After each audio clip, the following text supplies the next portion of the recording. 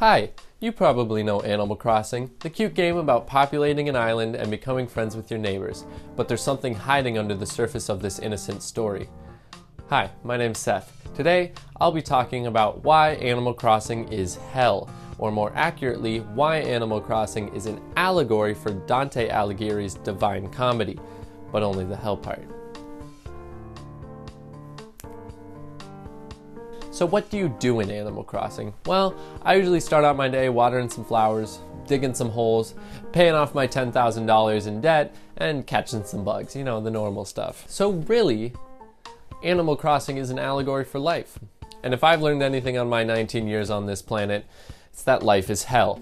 Dante's Inferno opens with the main character Dante on his way towards heaven, but then he meets three beasts and turns around and is then brought on a tour of hell by the poet Virgil. In the case of Animal Crossing, you're on your way to heaven, towards paradise, and you meet three beasts. But unlike Dante's Inferno, where it's a lion, a leopard, and a wolf, it's instead a tanuki, and a tanuki named Timmy, Tommy, and Tom. They turn you away from paradise, but instead of giving you a tour like Virgil, they instead bring you there as a permanent resident. Now, I just compared Virgil to Tom, so you may think that Tom is the character equivalent to Virgil, but no, it is in fact the Dodos, or more specifically, Orville. Orville is the dodo bird that transports you around the world of Animal Crossing, just like Virgil brings Dante around hell. Now, as you may have assumed, as the main character in Animal Crossing, you are of course the Dante equivalent. But then why? Why were you brought to hell? What sins have you committed? What circle do you go to? We'll get to that in a minute. Dante spends most of his story traveling through each of the 9 circles of hell, each circle representing a resting place for a specific type of sinner. In Animal Crossing, however, each circle is not represented by a geographical location, but through the characters themselves. The first circle, Limbo, a place for good people who were born before Jesus. Now the role of God in Animal Crossing is either negligible or hidden from me, so I'm going to ignore that completely and just focus on the part where the people in Limbo are good people. The villager that represents this circle is Isabel, but I'm going to ignore that entirely to also tack on that your character would also belong in Limbo, just on the outer ring in the Ante-Inferno. In hell, but the closest to heaven you can get.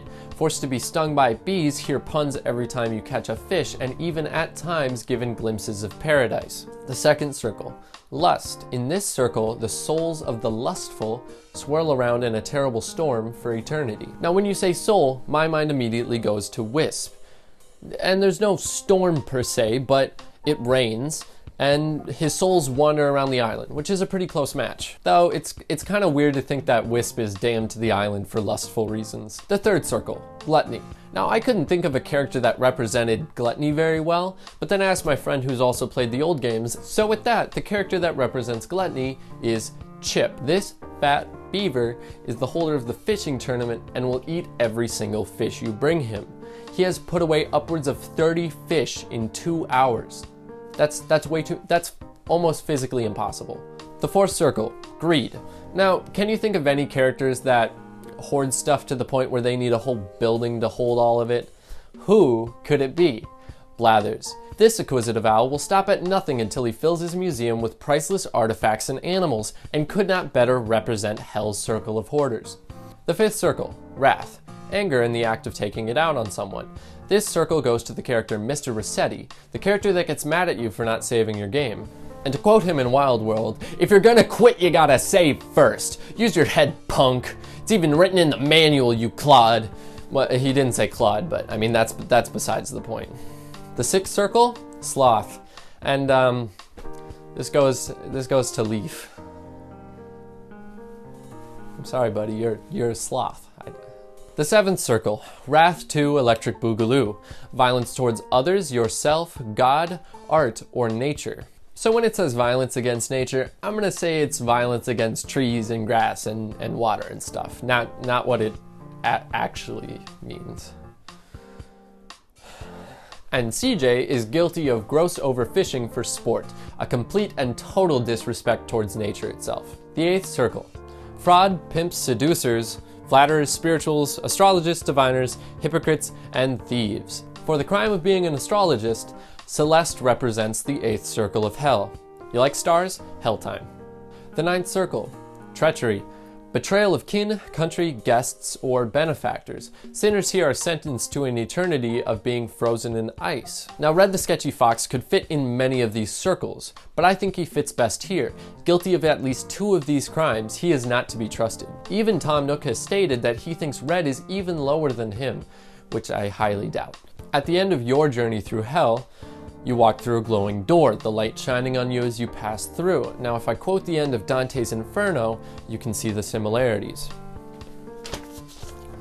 Travel from there out of hell and back onto earth.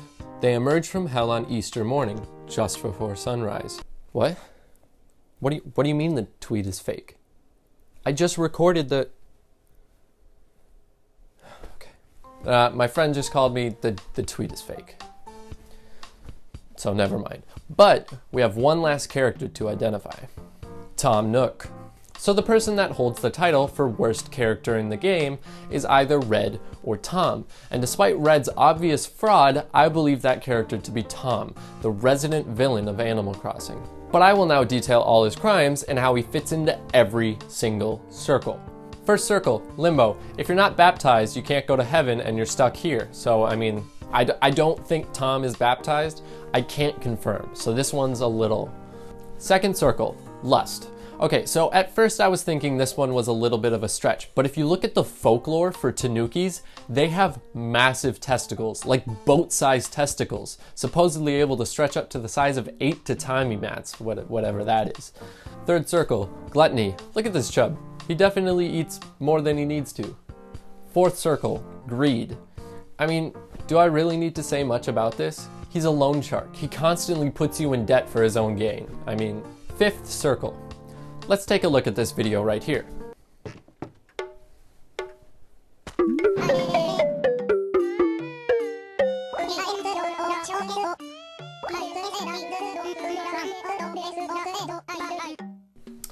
Yeah.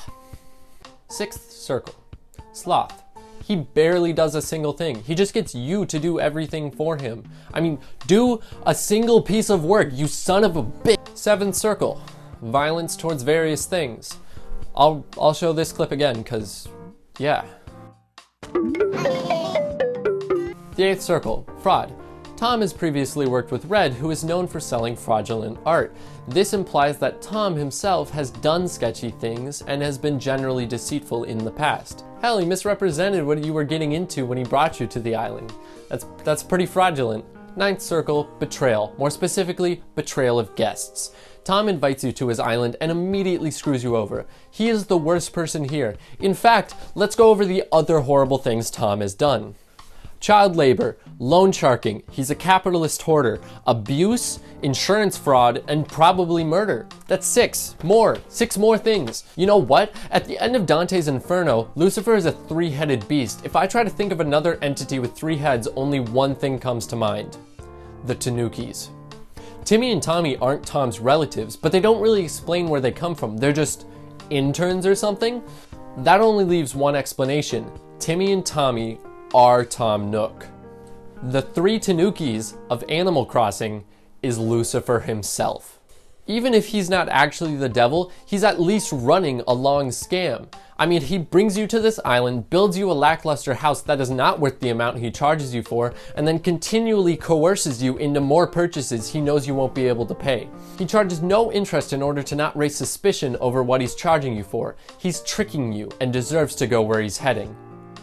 He deserves to be where he is. So to recap, Animal Crossing is hell, Tom Nook is the devil, and he also has massive balls.